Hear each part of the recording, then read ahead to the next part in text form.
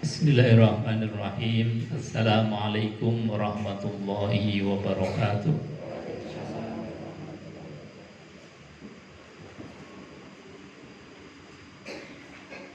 Bismillah, innal hamdalillah nahmaduhu wa nasta'inuhu wa nastaghfiruh wa na'udzu billahi min syururi anfusina wa sayyiati a'malina. May yahdihillahu fala mudilla lahu wa may yudlil fala hadiya lahu. Rabbi israh li sadri wa yassir li amri wa hlul 'uqdatam min lisani yafqahu qawli. Qala Allah ta'ala fi kitabil karim wa huwa asdaqul qailin. A'udzu billahi samil alim minasyaitonir rajim. Bismillahirrahmanirrahim. Ya ayyuhalladzina amanu taqullaha haqqa tuqatih wa la tamutunna illa wa antum muslimun. Sadaqallahul azim wa sadaqa rasuluhul karim wa nahnu ala dzalika minasyahidin walhamdulillahi rabbil alamin. Bapak Ibu hadirin jamaah pengajian Kamis pagi Pondok Tahfidz Yayasan Rumah Quran Semarang yang saya hormati, yang dimuliakan Allah Subhanahu wa taala. Pertama dan yang paling utama, alhamdulillah kita bersyukur kepada Allah. Pagi hari ini kita dipilih kembali oleh Allah Subhanahu wa taala menjadi orang pilihan Allah, menjadi orang yang terbaik, orang yang menjadi juara. Jadi kita ini juara-juara semuanya. Kita yakin karena yang ngendikan niku Kanjeng Nabi Muhammad sallallahu alaihi wasallam. Nabi mengatakan bahwasanya khairukum man ta'allamal Qur'an wa 'allam. Sebaik-baik kalian. Jadi the winner adalah orang yang disifati man ta'allamal Qur'an, orang yang mau belajar Al-Qur'an. Itu the winner. Sebaliknya berarti yang disebut sebagai the loser, orang yang dikasih Qur'an, megang Qur'an saja nggak mau, belajar Quran adalah nggak mau. Itu namanya the loser. Jadi pagi ini kita dipilih menjadi the winner, orang yang menang di antara sekian banyak manusia yang dihidupkan, diberikan oleh Allah Subhanahu wa taala nafas, diberikan oleh Allah harta, diberikan kesempatan, tetapi yang menjadi pilihan adalah termasuk kita. Pagi hari ini telinga kita, mata kita, hati kita, semuanya kita gunakan untuk ta'allumil Quran, belajar Al-Quran. Bapak Ibu hadirin jamaah yang dimuliakan Allah Subhanahu wa taala. Kenapa kita harus belajar Quran? Apalagi di zaman akhir-akhir atau akhir zaman seperti sekarang ini. Karena Quran ini betul-betul yang jadi filternya kita. Ini sebelum masuk ke kajian tafsir, saya sampaikan pengantar dulu. Kenapa kita harus belajar Quran di zaman akhir ini? Karena Quran ini yang betul-betul jadi filternya kita. Satu gambaran di dalam Al-Quranul Karim itu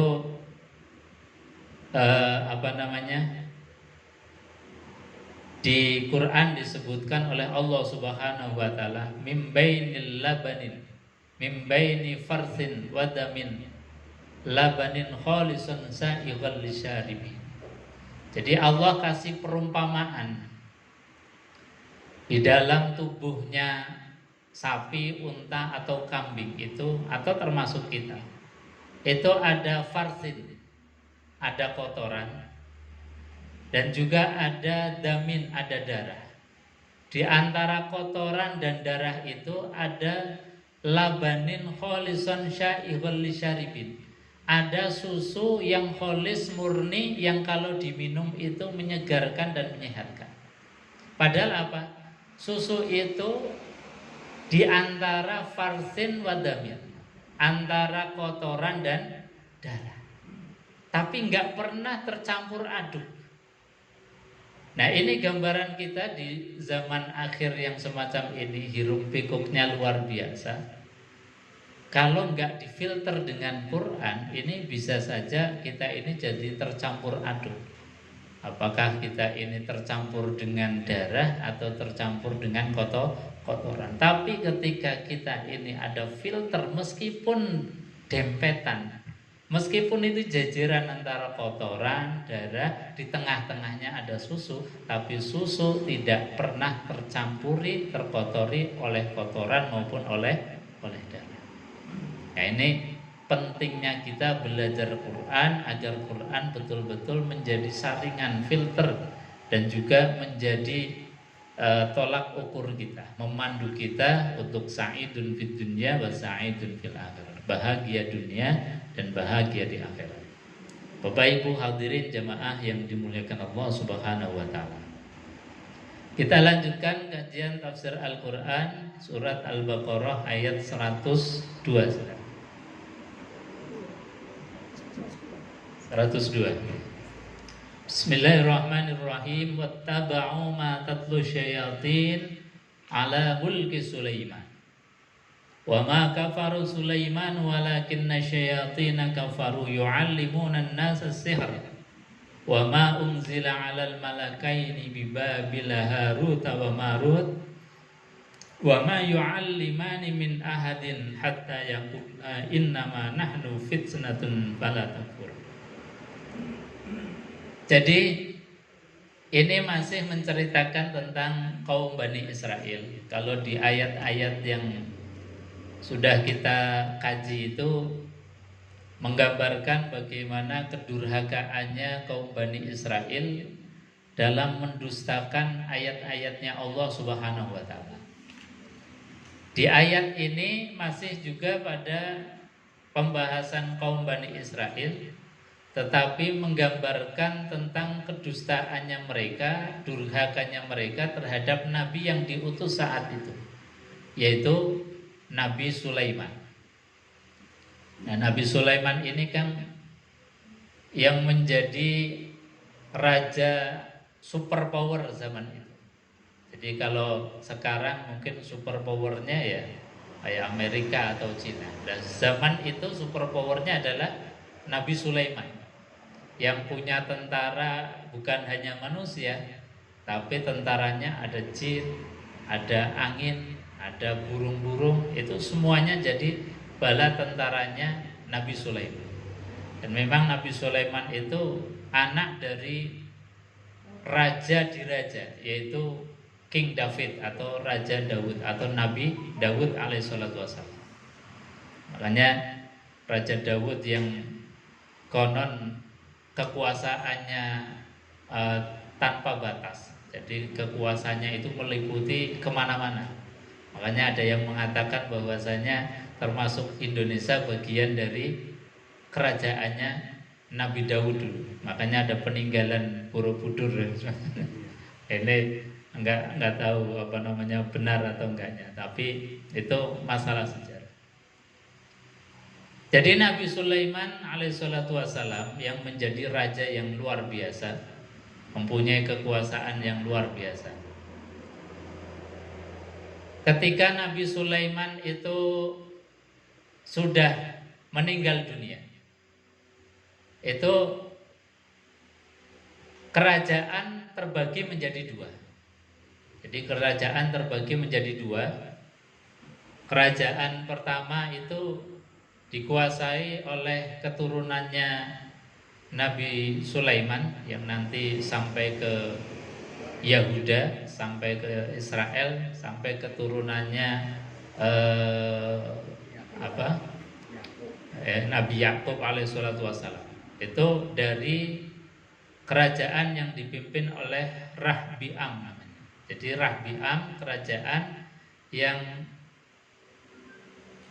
kota utamanya itu sekarang adalah Yerusalem.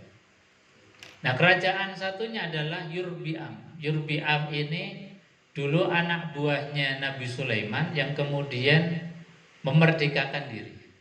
Nah, ini kerajaan Yurbiam terkenal dengan orang-orangnya yang licik, orang-orangnya yang tidak baik. Jadi kerajaan Nabi Sulaiman itu akhirnya terpecah menjadi dua. Nah, kerajaan Yurbiam ini karena orang-orangnya itu banyak orang-orang yang tidak baik. Kalau sekarang yang buat ontran-ontran, buat satu tipu daya bagaimana caranya supaya bisa menguasai kerajaannya Sulaiman secara utuh. Maka mereka kemudian membuat satu opini, gambaran dan juga memberikan satu opini-opini, membuat satu rekayasa publik, membuat satu cerita supaya Nabi Sulaiman itu tidak diikuti lagi ajaran-ajarannya, supaya kemudian dikaburkan, supaya tidak dianggap lagi sebagai nabi dan rasul. Makanya ketika Nabi Sulaiman itu meninggal dunia, ini dari kelompok Yurbiam meletakkan satu dokumen-dokumen raja-raja atau sifatnya tulisan-tulisan raja-raja yang biasa digunakan untuk sihir, itu kan dibukukan, kemudian diletakkan di bawah singgasananya Nabi Sulaiman. Jadi raja-raja atau tulisan-tulisan ini dibukukan, ditaruh di bawah kerajaan atau singgasananya Nabi Sulaiman. Ketika Nabi Sulaiman itu sudah meninggal, itu diangkat atau dipublikasikan. Ini loh, ternyata Sulaiman bukan seorang nabi, tapi ahli nujum, ahli sihir. Buktinya ini ada dokumen-dokumen, kitab-kitab yang masalah sihir. Maka orang kemudian menjadi percaya. Maka di sini disebutkan wattaba'u ma tatlu syayatin ala mulki Sulaiman. Wattaba'u, dan mereka mengikuti ma tatlu syayatin, apa yang dibacakan oleh setan-setan mereka. Orang yang membuat satu opini tipu daya yang mengaburkan fakta bahwa Nabi Sulaiman itu bukan nabi, bukan rasul. Ini dikaburkan. Soalnya apa?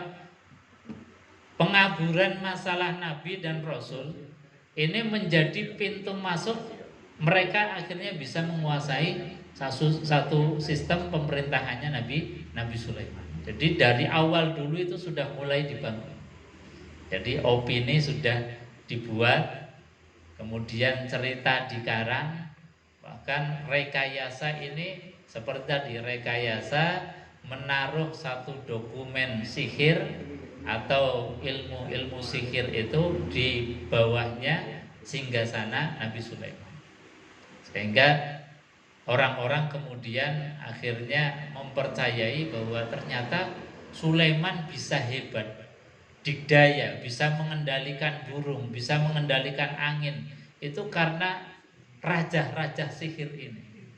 Jadi bukan karena kemampuan dari seorang nabi atau seorang rasul. Jadi memang tipu daya liciknya luar biasa. Maka orang-orang yang semacam ini menjadikan tadi orang terpengaruh semuanya. Akhirnya apa? Quran datang memberikan satu pelurusan sejarah. Wattaba'u ma tatlu syayatin ala mulki Sulaiman. Dan memang Quran ini banyak sekali meluruskan fakta-fakta sejarah yang seringkali dibelokkan. Kalau Quran ini nggak turun, ini ya tadi sampai sekarang mungkin ceritanya Sulaiman bukan seorang nabi tetapi seorang ahli sihir. Tapi berkat Quran kemudian diluruskan lagi. Ibrahim juga sama. Bahkan sampai sekarang makamnya Ibrahim sampai ditutupi bendera Israel. Kalau Quran ini nggak ada, maka benar apa yang diklaimkan oleh Yahudi bahwa Ibrahim itu Yahudi. Diklaim oleh Nasrani bahwa Ibrahim itu Nasrani. Ini kan fakta-fakta sejarah yang siapa yang kuat bisa mengklaim, maka dia akan menjadi kebenaran yang saat itu diyakini. Tapi tidak mencerminkan kebenaran yang sebenarnya. Makanya Quran kemudian datang meluruskan fakta sejarah. maka na Ibrahimu Yahudiyya wala Nasraniyan walakin kana hanifan. Ibrahim itu bukan Yahudi, Ibrahim juga bukan Nasrani, walakin kana hanifan, tetapi Ibrahim itu orang yang hanif, lurus, musliman, juga tunduk terhadap aturan-aturannya Allah Subhanahu wa taala. Ini fakta sejarah yang kalau Quran nggak datang, ya semuanya menjadi kacau. Karena apa? Sudah dibelokkan sedemikian rupa. Nabiullah Isa alaihissalam pun sama. Dari kubu Yahudi mengklaim bahwa Isa itu anak zina. Ini klaim ekstrim kiri. Nasrani mengklaim dengan ekstrim kanannya bukan sekedar anak biasa tapi anak Tuhan. Jadi klaimnya klaim kanan. Jadi klaim kiri mengatakan bahwa Isa itu anak zina karena Maryam melahirkan anak itu tanpa seorang bapak, dikiranya ada yang menghamili. Dan juga klaim sebaliknya, karena hamil tanpa seorang ayah kemudian dianggapnya ini anak Tuhan.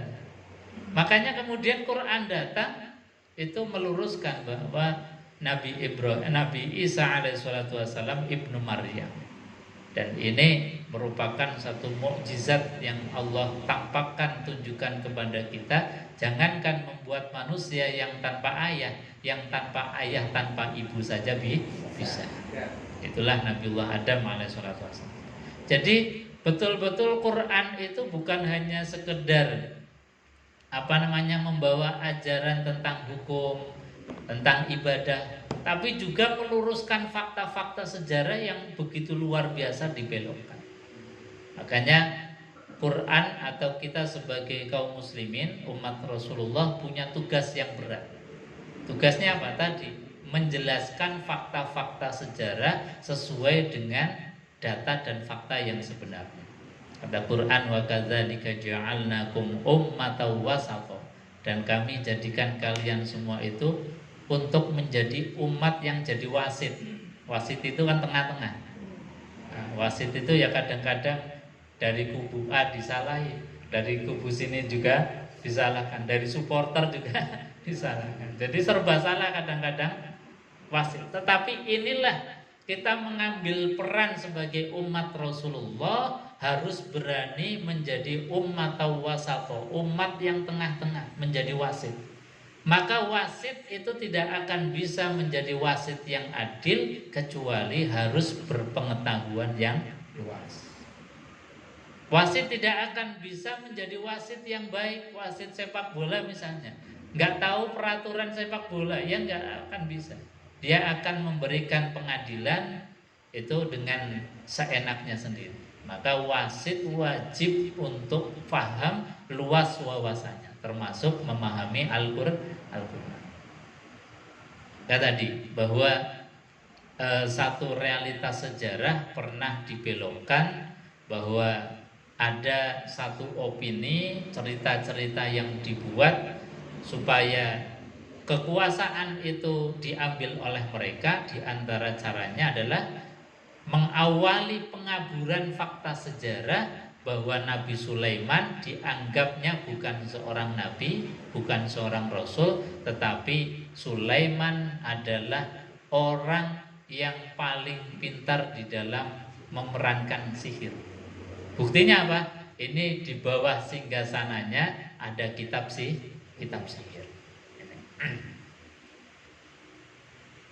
Bapak Ibu hadirin jamaah yang dimuliakan Allah Subhanahu wa taala. Wa ma kafara Sulaiman walakinna syayatin kafaru yu'allimuna an-nasa as-sihr. Ini yang kemudian Quran itu betul-betul concern meluruskan fakta yang sebenarnya.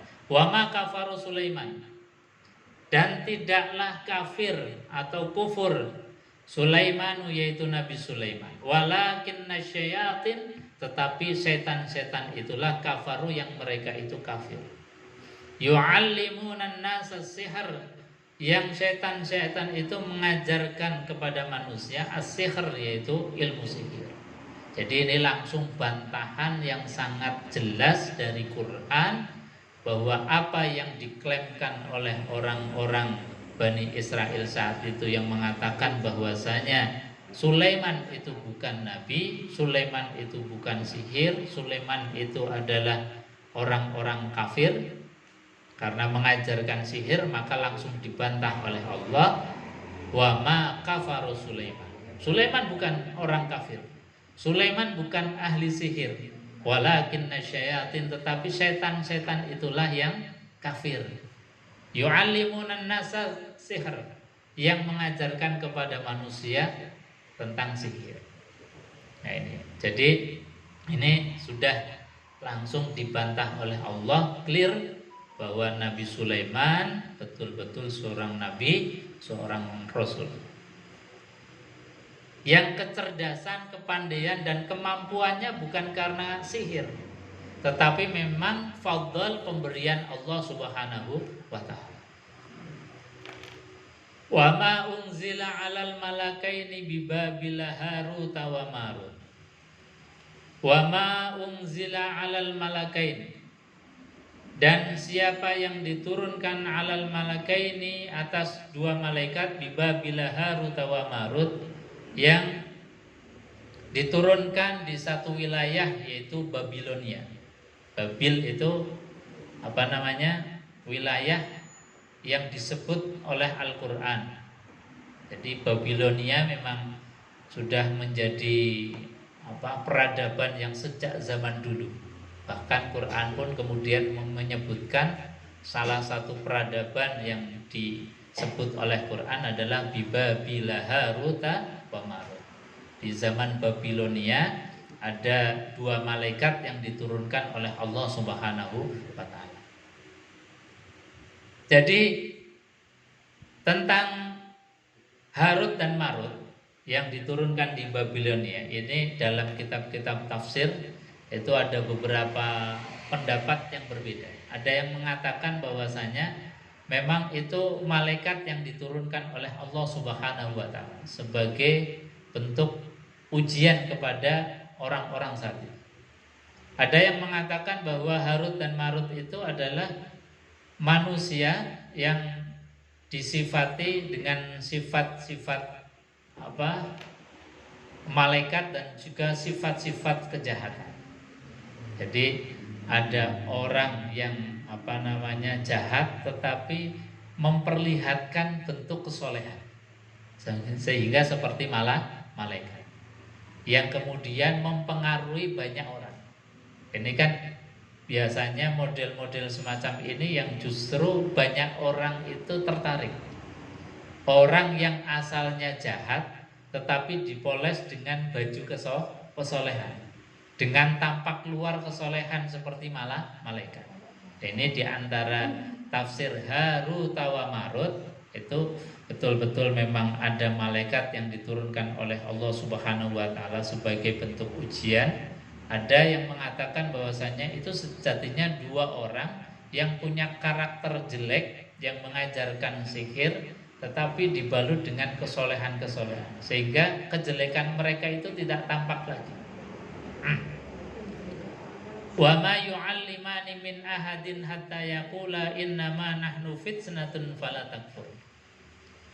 Wa ma yu'allimani min ahadin, dan tidak mengajarkan kepada seseorang hatta yaqula, sampai dia mengatakan bahwasanya innama nahnu fitnatun fala takfur, sesungguhnya kami adalah datang dengan membawa fitnah, fala takfur, maka janganlah engkau kafir.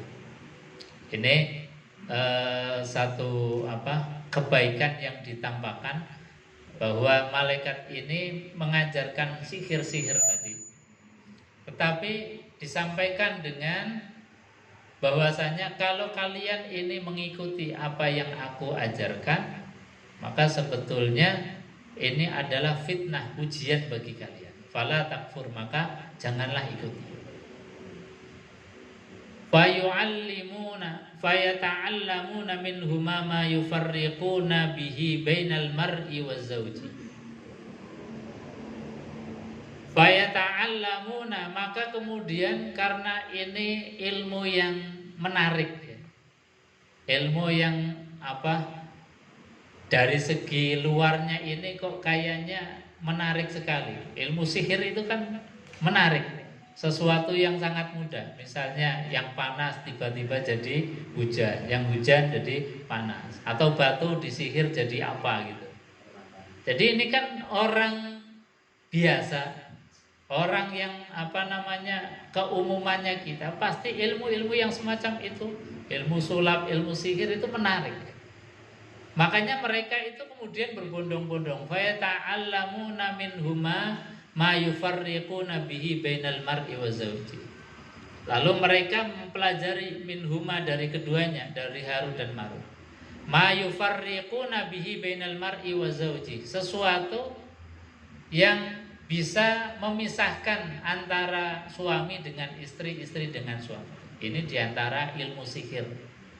Satu sifat ilmu sihir itu ilmu guna-guna, ilmu apa saja yang kemudian yang disebutkan di Quran ini adalah ma yufarriquna bihi bainal mar'i wa zawji. Di antaranya adalah ilmu yang bisa memisahkan antara suami dengan istrinya. Jadi ini ilmu yang disebut sebagai ilmu sihir. Wa ma hum bidharri nabihi min ahadin illa biiznillah. Tetapi Allah sampaikan bahwasanya wa ma hum, dan tidaklah mereka bidharri nabihi, bisa membuat mudarat bihi dengan ilmu sihir itu illa biiznillah, kecuali diizini oleh Allah Subhanahu wa taala. Jadi sebetulnya bagaimanapun hebatnya ilmu sihir itu tidak ada efeknya apa-apa. Kalau kita punya keyakinan teguh terhadap Allah dan Allah tidak mengizinkan kita terkena apapun, ya tidak akan bisa. Jadi semua itu dalam kendali Allah Subhanahu wa taala. Bapak Ibu hadirin jamaah yang dimuliakan Allah Subhanahu wa taala. Jadi ilmu sihir ini memang ilmu yang sejak dulu ada. Dan ilmu ini adalah ilmu yang memang diberikan oleh setan-setan, yang setan-setan ini merampok dari berita-berita langit. Jadi kenapa paranormal, dukun, tukang sihir itu bisa hebat? Karena ada informasi-informasi langit yang dicuri oleh setan-setan yang diberikan kepada mereka. Jadi mereka ya memang hebat, punya informasi bocoran dari langit. Makanya Allah sampaikan di dalam surat Al-Mulk, walaqad anzalna minas walaqad zayyana as-samaa'a ad-dunya bimasabi wa ja'alnaha rujumal lisyayatin. Kata Allah, walaqad zayyana as-samaa'a ad-dunya bimasabi, dan sungguh-sungguh aku telah menjadikan perhiasan langit itu masabih, ada bintang-bintang. Wa ja'alnaha rujumal lisyayatin, dan kami jadikan bintang-bintang itu rujumal lisyayatin, untuk melempar setan. Jadi dalam tafsir itu disebutkan bahwa di antara tujuannya bintang-bintang itu untuk melempar setan, karena apa? Setan itu mencuri berita-berita langit. Mencuri berita-berita langit. Nah, masalah rujumal lisyayatin ini kemudian para ahli tafsir ini beda pandangan di dalam menafsirkan ayat ini. Ada yang mengatakan bahwasanya memang bintang itu untuk melempar setan. Tapi kayaknya dengan logika ini, wong setan itu sesuatu yang gak kelihatan, non fisik, kok dilempar dengan sesuatu yang fisik. Kayaknya ini gak masuk akal. Makanya ada penafsiran lagi yang dimaksud wa ja'alnaha rujumal lisyayatin. Aku jadikan bintang-bintang itu sebagai pelempar setan. Maksudnya adalah bintang-bintang itu sebagai objek untuk pembelajaran, objek untuk dipelajari. Bintang-bintang yang ada di galaksi itu harusnya kita terus-menerus tidak berhenti untuk belajar tentang bintang-bintang. Maka dengan kita mempelajari antariksa, mempelajari alam semesta, apakah itu bintang, bulan, galaksi yang ada itu, akhirnya apa? Kita ini bisa mendapatkan ilmu yang banyak sehingga bisa melempar ilmunya setan. Ilmunya setan tadi bahwa telah dengan mendapatkan berita, oh hari ini hujan misalnya. Oh hari ini bisa hujannya itu bisa dipindah dan sebagainya. Oh hari ini seseorang itu terkena penyakit. Oh hari ini seseorang itu akan terkena musibah dan sebagainya. Itu berita langit. Tapi dengan kita mempelajari apapun yang ada di bumi ini, informasi dari langit yang direbut oleh setan tadi, itu bisa kita kemudian lempar dengan ilmu hasil penelitian kita. Nyatanya kemudian tadi kita dengan teknologi juga bisa memindahkan awan yang mungkin asalnya hujannya harus di sini, bisa kita pindahkan ke tempat lain. Yang asalnya mungkin belum bisa turun hujan, tapi dengan teknologi bisa kita buat hujan buatan. Itu namanya rujumal lisyayatin. Jadi sebetulnya sama-sama punya hasil. Jadi hasil dari tadi ilmu sihir yang didapatkan dari bocoran-bocoran langit juga ada hasilnya. Yang kita pelajari dari penelitian juga ada hasilnya. Cuman efek dampaknya itu sangat berbeda. Bedanya apa? Orang yang hanya mengandalkan ilmu sihir, berita-berita langit seperti tadi bocoran yang dari setan, yang kita dapatkan dari paranormal, dukun dan lain sebagainya, menjadikan orang itu menjadi jumud, menjadi malas, tidak mau berpikir. Tapi kalau orang kemudian menjadikan bintang-bintang atau apapun yang ada di alam semesta ini sebagai objek eksplorasi kita akan mendapatkan ayat-ayatnya Allah yang banyak untuk menyelesaikan berbagai macam problematika hidup kita. Ya seperti tadi, misalnya kita dalam keadaan kekeringan, dengan ilmu kita kemudian bisa menjadikan rekayasa iklim. Apakah itu dengan hujan buatan disebar benih-benih awan dengan cara menyebar garam atau dengan model apa, itu kan itu rekayasa yang dari tadi kita belajar, kita menggali apa-apa yang ada di alam ini. Jadi hasil mungkin sama, tetapi hasil akhirnya akan beda. Orang yang hanya mengandalkan sihir, mengandalkan berita-berita langit, itu akan menjadi kejumudan pikiran. Orang hanya mengandalkan itu kemudian malas, tidak mau berusaha mengeksplor. Tapi kalau orang itu tadi mengandalkan seperti apa yang disampaikan oleh para nabi, para rasul, seperti Nabiullah Musa alaihissalatu wassalam, ketika dalam keadaan kekeringan, paceklik, umatnya, jamaahnya itu minta kepada Nabi Sulaiman untuk didatangkan hujan. Itu saja beliau masih berikhtiar. Wa idistasqa Musa liqaumihi, ketika kaumnya itu minta hujan sama Nabiullah Musa, itu Musa juga masih ikhtiar. Jadi bukan hanya ongkang-ongkang.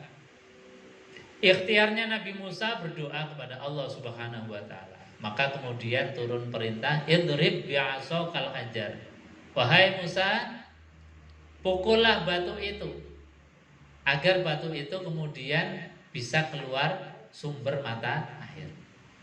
Jadi kalau kita lihat apa yang dilakukan oleh para nabi, para rasul, yang sebetulnya bisa saja nabi, rasul itu dengan kemampuan yang Allah berikan langsung mendatangkan air, bisa saja. Tapi apa? Para nabi, para rasul tetap menggunakan proses alami, ikhtiar.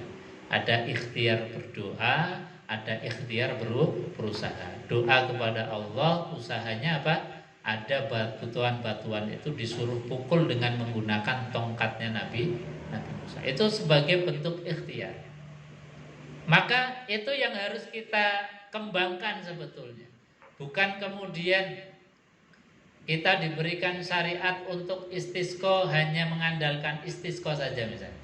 Karena zaman Nabi SAW ketika terjadi panas, kering yang lama, paceklik, itu Nabi SAW mengajarkan berdoa dengan sholat istisqa. Tetapi kalau kita ini belajar dari Nabiullah Musa, bukan hanya doa dengan sholat dengan istisqa saja, tapi harus ada ikhtiar tadi. Dengan cara apa? Ya tadi, ilmu pengetahuan dan teknologi itu harus kemudian digali, dicari terus menerus sampai kita mendapatkan solusi dari Allah Subhanahu wa taala. Nah, ini yang menjadikan kita kemudian sudah banyak sekali ilmu rekayasa tentang tadi misalnya rekayasa iklim yang asalnya panas kita bisa buat hujan buatan, atau misalnya air yang susah seperti Arab Saudi, air laut yang rasanya asin kemudian disuling dengan metode yang modern bisa menjadi air tawar. Ini dengan teknologi. Dan ini sebetulnya apa yang disiratkan di dalam Al-Quran.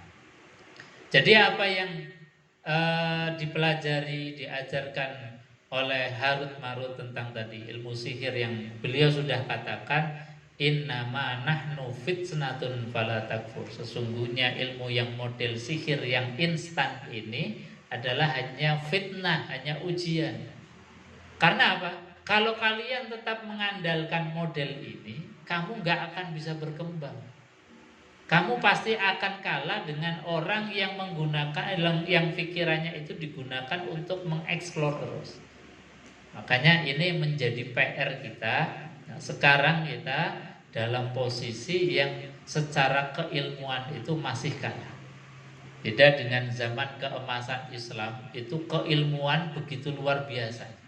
Jadi keilmuan sampai maktabah perpustakaan itu di zaman kemasan Islam itu justru yang digalakkan.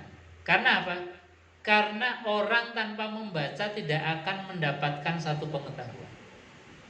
Orang tanpa belajar tidak mungkin akan mendapatkan satu informasi. Makanya membaca itu menjadi kunci. Nah, sedangkan kita kaum muslimin zaman kita, anak-anak kita apalagi yang sudah dunianya dengan dunia gadget, itu dengan membaca sudah sangat jauh sekali. Ini kalau ada tulisan antara kita, kebiasaan orang Indonesia dengan orang Jepang misalnya, dalam hal membaca saja itu masih kalah jauh. Orang Jepang konon katanya di kereta sambil nunggu bis, sambil nunggu kereta atau kereta jalan itu masih sambil sempat membaca. Bahkan nuwun sewu di toilet saja ada perpustakaannya, sambil nongkrong gitu, sambil membaca. Kita kadang-kadang bukunya sudah gak ada, apalagi membaca. Jauh sekali. Padahal motivasi dari Quran itu sudah luar biasa. Ayat pertama Quran saja, Iqra bismi rabbikal ladzi khalaq, khalaqal insana min 'alaq. Iqra wa rabbukal akram. Berulang-ulang kali kita disuruh untuk membaca. Maka ini menjadi kunci masuknya pengetahuan. Orang yang literasinya kurang, pasti dia dalam ilmu pengetahuan akan tertinggal. Maka di antara caranya adalah tadi, supaya kita tidak tertipu, tidak ternina-bobokan seperti apa yang dinina-bobokan oleh Harut dan Marut, hanya menyuguhkan ilmu-ilmu instan. Sihir itu kan instan, bim salah bim. Tahu-tahu misalnya ada di sini nggak ada apa-apa, disulap ternyata ada makanan, ternyata ada, itu kan sulap yang sifatnya instan. Dan dunia kita itu sudah dunia sulapan semua. Makannya sudah sulapan, semuanya instan, minuman instan. Itu sebetulnya dunia yang lagi digarap oleh Harut dan Marut zaman kita. Jadi itu sihir-sihir zaman kita itu ya sihir-sihir semuanya instan. Maka untuk mengembalikan supaya tidak instan harus ada proses yang digarap. Maka kita kembalikan literasi kita itu dengan literasi membaca. Maka membaca itu menjadi gerbang pintu masuknya ilmu pengetahuan. Tapi kalau model Harut wa Marut, yang Harut sudah mengatakan innama nahnu fitnatun, sesungguhnya dunia yang model instan ini adalah ujian. Gimana nggak ujian? Wong makan yang instan aja sebentar lagi kemudian sudah numpuk penyakit. Para ahli kan sudah mengingatkan bahwa jangan terlalu banyak makan instan. Karena apa? Kalau banyak terus makan instan ditumpuk, itu sebentar lagi nggak akan lama penyakitnya pasti akan datang. Ini yang model makanan. Apalagi model pemimpin yang instan.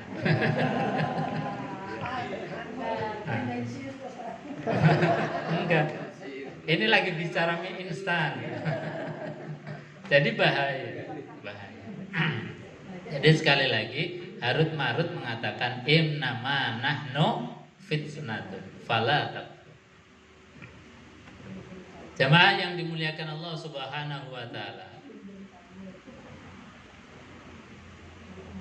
Wa yata'allamuna ma yadurruhum wa la yanfa'uhum. Bahkan secara tegas dikatakan oleh Allah wa yata'allamuna ma yadurruhum wa la yanfa'uhum, dan mereka mengajarkan ma yadurruhum, apa-apa yang tidak memberikan madarat kepada mereka, wala yanfa'uhum, dan juga tidak memberikan manfaat kepada mereka. Walaqad alimu laman ishtarahu ma lahu fil akhirati min khalaq. Walaqad alimu, dan sungguh-sungguh alimu, mereka mengetahui, laman ishtara ma lahu fil akhirati min khalaq, mengetahui barang siapa yang menjualnya, ma lahu fil akhirati min khalaq, maka tidak ada baginya di akhirat nanti bagian dari keuntungan yang mereka dapatkan. Jadi sekali lagi bahwa model-model yang tadi yang instan seperti sihir, bim salabim, yang kelihatannya itu enak, kelihatannya itu menarik, tapi sebetulnya itu hanya fata morgana yang hanya meninabobokan, tidak menjadikan kita itu menjadi orang yang cerdas, yang pintar, tetapi yang meninabobokan, yang ujung akhirnya itu malah akan membahayakan diri kita sendiri. Maka itu yang disebut sebagai fitnah. Fala takfur, maka janganlah engkau menjadi orang yang kafir. Maka kita ikuti apa yang disarankan di dalam Al-Quranul Karim. Al-Quran yang mempunyai pandangan yang luas, bukan hanya pandangan di dunia saja, tetapi keluasan pandangan Quran itu sampai meneropong akhirat kita. Jadi apa-apa yang membahayakan akhirat kita itu sudah kemudian diberikan satu warning oleh Quran. Ini Quran sebagai hudal linnas wa bayyinatim minal huda wal furqan, sebagai petunjuk manusia, juga sebagai furqan yang membedakan mana yang baik, mana yang buruk, mana yang boleh, mana yang dilarang, mana yang harusnya kita kerjakan, mana yang harusnya kita jauhi. Ini Al-Quranul Karim mengajarkan kepada kita.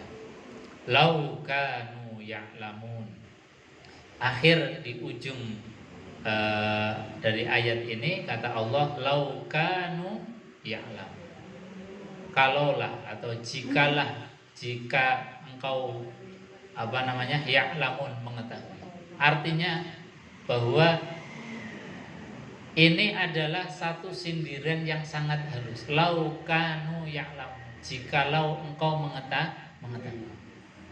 Artinya ini yang sebagai ukuran kita.